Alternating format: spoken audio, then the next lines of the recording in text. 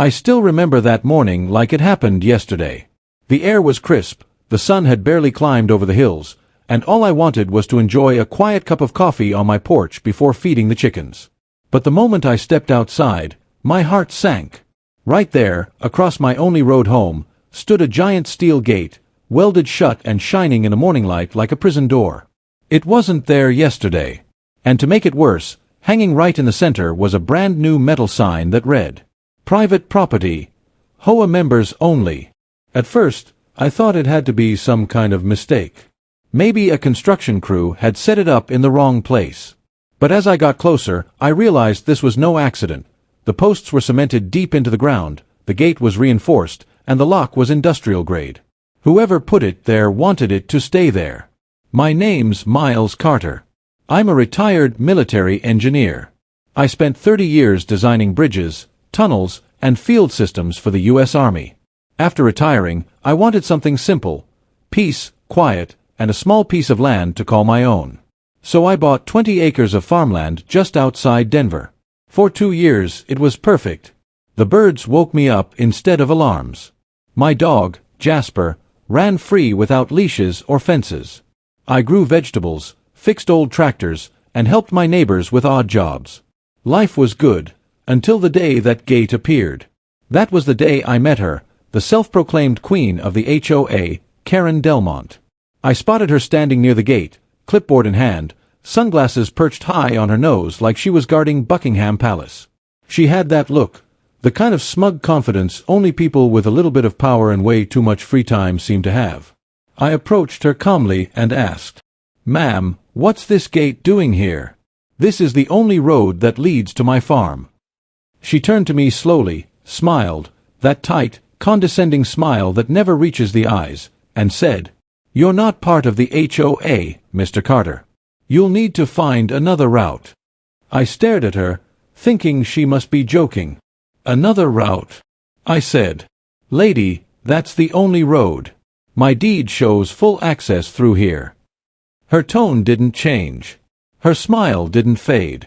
"Then I suggest you take it up with the board," she said, tapping her clipboard and walking away as if the conversation was over. That was the moment I realized what kind of person I was dealing with. Karen didn't care about property lines or fairness. She cared about control, about reminding everyone that she was the boss of this little kingdom. And that steel gate wasn't just metal and bolts. It was a message. A warning shot. She wanted to show me, and everyone else, that if you lived anywhere near her neighborhood, you played by her rules. But what she didn't know was that I'd spent a lifetime overcoming bigger barriers than a gate. And that day, standing in front of that welded steel wall, I made a silent promise. If Karen wanted a war over that road, she just declared it with the wrong man. At first, I tried to handle things the right way, calmly, politely, and by the book. After all, I was a man who'd spent decades solving problems with logic, not anger. So, the next morning, I drove into town, went straight to the HOA office, and asked to speak with whoever could help remove the gate. Behind the desk sat a young woman who looked like she'd rather be anywhere else. I explained that the HOA had blocked the only road to my property, and I had legal right-of-way through it. She nodded sympathetically but whispered, "Mr. Carter, I can't do anything. Mrs. Delmont has full authority." Of course she did. So I asked to meet Karen directly. She wasn't there, of course. In a board meeting, they said. That's HOA code for, "We're avoiding you." When I got home that evening, I found something waiting in my mailbox, a crisp, official-looking envelope with HOA letterhead on it. Inside were 3 violations. Your fence exceeds HOA height limits. Your barn paint color is not HOA approved. Unauthorized vehicles parked near residential access. I actually laughed at first. My fence was 10 feet high because of deer, my barn was 30 years old, and my unauthorized vehicles were farm equipment. But Karen didn't care about reality. She cared about paperwork. That's how HOA tyrants operate. They weaponize rules. They hide behind policy, knowing that every letter they send, every threat they make, eats away at your time, your patience, and your peace. Over the next few weeks, more letters came. Then came the fines. Small at first, $50, then $100. When I ignored them, the HOA started sending legal notices threatening to restrict access to community services. Community services? I didn't use any. I had my own well, my own power, my own land. Still, Karen made it her personal mission to prove I couldn't live peacefully without bowing to her little kingdom. I filed complaints with the county zoning board, who confirmed I had easement rights, meaning that road legally had to remain open. But paperwork moves slower than corruption spreads. Meanwhile, I started noticing strange things around my property. A pickup truck idling near my fence at night. Fresh tire tracks by my mailbox. Someone even spray-painted HOA property across one of my road signs. It wasn't just harassment anymore. It was intimidation. Then, one morning, I heard heavy machinery outside. When I ran to the gate, I couldn't believe what I saw. A construction crew was digging a trench across the road. A 6-foot-wide ditch that made the path completely impassable. My truck couldn't cross. Delivery drivers stopped coming. Even the mailman turned around. And standing on the other side, sipping her coffee and giving orders, was Karen Delmont, dressed like she owned the entire county. I yelled, "You can't do this. That road is my access point." She just smirked, tilted her sunglasses down, and said, "We're protecting the neighborhood from trespassers, Miles. If you wanted to fit in, you should have joined the HOA." That's when I knew this wasn't about property lines or bylaws. This was personal. Karen didn't just want control, she wanted me gone. But she forgot one thing. I'd spent a lifetime solving problems underground, in the toughest conditions imaginable.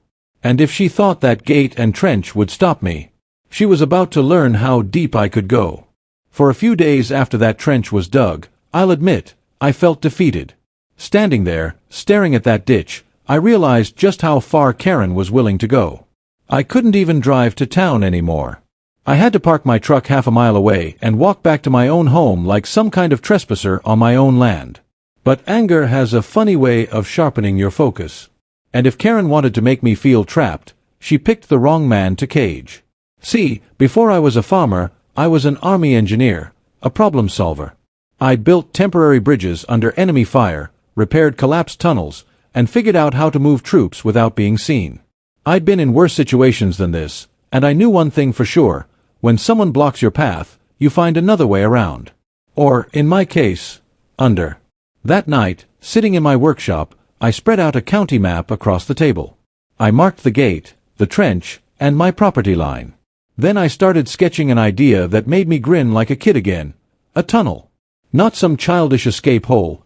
A real, reinforced underground passage that could get me from my barn to the other side of that trench without anyone knowing. I called it Operation Freedom Tunnel. The next evening, I got to work. I started inside my barn, where no one could see me dig. Using my old excavation tools, a headlamp, and some leftover support beams, I began carving into the dirt. It was quiet, careful work, the kind that required patience and precision. Each night, I'd dig a few more feet, shoring up the walls with wood, making sure the structure could hold. I ran a small ventilation pipe for air and used an old portable fan from my army days to keep it breathable. I worked at night when everyone was asleep. No lights, no noise, just the soft scrape of the shovel and the hum of determination. Jasper, my loyal dog, would sit by the barn door, keeping watch. 3 weeks passed. My hands were blistered, my back ached, and I'd lost count of how many buckets of dirt I'd carried out. But when I finally hit daylight on the other side, under that steel gate, I nearly laughed out loud. I'd done it. The tunnel stretched just over 60 feet. I could crawl through comfortably and even pull small supplies with a cart. For the first time in weeks, I had access to the main road again. I could buy groceries, bring in feed, and move freely, all while Karen had no idea. It wasn't just a tunnel, it was freedom. I sealed the entrance on my property with a hidden hatch under a hay bale and camouflaged the other end behind a row of shrubs near the road. Every time I used it, I felt like I was reclaiming a little bit of my dignity. Of course, I kept quiet about it. But neighbors began whispering, wondering how I was still getting supplies, how my mail was suddenly delivered again, and how I never seemed bothered by the gate anymore. And Karen, she was losing her mind trying to figure out how I was bypassing her masterpiece. She doubled security. She added cameras. She even called for random patrols. But no matter what she did, she couldn't stop me. Because while she was looking above ground, my victory was happening beneath her feet. For a while, things stayed quiet. Too quiet. I could tell Karen was getting suspicious. She'd drive by the gate in her silver SUV every few days, peering over the steering wheel like a hawk. Sometimes she'd stop, get out, and walk along the fence line with her clipboard, pretending to inspect the area. She couldn't figure out how I was still coming and going. Packages were arriving again. My crops were being delivered. I was back to work like nothing happened. And every time I saw her frustrated expression from a distance, it felt like sweet, silent payback. But deep down, I knew it couldn't stay secret forever. The tunnel was a temporary fix. The real victory would come from exposing the truth. Then one afternoon, I got my chance. A county survey team came by to inspect rural access roads. I showed them the trench, the illegal gate, and the piles of concrete debris Karen's crew had dumped nearby. Their jaws dropped. According to the county's own maps, that road was public access, meaning the HOA had no legal right to block it. They promised to investigate. But I'd learned by now that investigations take months, and Karen moved fast. So, I decided to move faster. That night, I set up one of my trail cameras near the trench, the same kind hunters use for wildlife. Within 2 days, I had footage that changed everything. The video showed Karen and her hired crew dumping construction waste directly into the nearby creek, toxic sludge, broken concrete, even old oil cans. And worse, one clip caught her bribing a contractor, handing him an envelope and saying, "Just make sure this doesn't go on record." I couldn't believe what I was watching. This wasn't just harassment anymore. It was full-blown environmental crime. So, I compiled every bit of evidence, the road documents, the county maps, the drone footage I'd taken earlier of her trench, and now the creek pollution video. Then, with a little help from my nephew, a tech-savvy college student, we uploaded it all online with the title, HOA President Blocks Disabled Veterans Only Road, Gets Exposed for Corruption. Within 24 hours, it exploded. The video went viral. Thousands of comments flooded in, people calling her out, sharing their own HOA horror stories, demanding justice. News reporters started showing up at the neighborhood gate. Even helicopters flew overhead, trying to get aerial shots of the blocked road and the trench. Suddenly, Karen's little empire was collapsing faster than she could grab her clipboard. Neighbors who had once been too scared to speak out began telling their own stories, about unfair fines, intimidation, and threats. Turns out, I wasn't her only target. The HOA board called an emergency meeting. Cameras were waiting outside as members argued, pointing fingers, and reading from printed screenshots of the viral video. By the end of that week, Karen was suspended as president pending investigation. The county ordered the immediate removal of the gate and the trench. I stood at the edge of my driveway, watching as a bulldozer ripped that steel gate out of the ground piece by piece. The sun was setting, and the sound of metal hitting dirt was the most beautiful thing I'd ever heard. For the first time in months, the road to my farm was open. Karen, however, was nowhere to be seen. Word was, she'd lawyered up and gone silent. But justice, real justice, was already in motion. Because when the truth comes to light, even the strongest walls can't hold it back. The morning after that steel gate came down, I stood at the end of my driveway and watched the county trucks haul away the last twisted pieces of metal. For the first time in months, I could see the open road stretching freely toward town. The sun was rising, the sky was gold, and for a brief moment, everything felt peaceful again. Neighbors I barely knew started stopping by, offering handshakes, baked pies, and words like, "Thank you, Miles. You did what we all wished we could." Turns out, most of them had their own stories about Karen, the fines, the threats, the constant bullying. She'd built her little kingdom on fear, and nobody had dared to stand up to her. Until now. The county launched a full investigation into her actions. Within weeks, the evidence from my footage led to multiple citations, illegal dumping, property obstruction, and harassment. The HOA board quickly voted to permanently remove her as president. And just like that, the queen of the HOA lost her crown. A few months later, the community elected a new board, regular folks who actually cared about people, not power. They reached out to me personally, apologizing for everything and even asking for my input on how to fix things. Together, we cleared the trench, re-graveled the road, and put up a new sign, not one that said, "Private property," but one that read, "Public Access Road. Welcome to Carter Lane." I didn't ask for that name, but I'll admit, it made me smile. As for the tunnel, it's still there, hidden beneath my barn. I sealed it off for safety, but I'll never fill it completely. To me, it's a reminder, not of defiance, but of determination. A symbol that when life blocks your path, you can always find another way through, even if it means digging deep, literally and figuratively. Karen tried to sue me for defamation after the viral video, but that didn't go well for her. The judge took one look at the evidence and dismissed the case before lunch. Her final words in the courtroom were, "You'll regret this, Mr. Carter." But regret? No.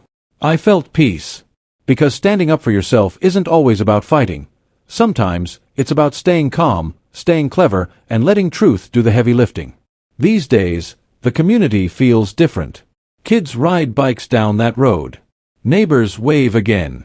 There's laughter where there used to be tension. And sometimes, when people drive by and see me on my porch, they honk and shout, "Keep digging, Miles." I just laugh. Because they get it. Karen thought she could bury me in red tape, but all she did was hand me a shovel. So if you ever find yourself up against people who abuse their little bit of power, remember this story. They can build walls.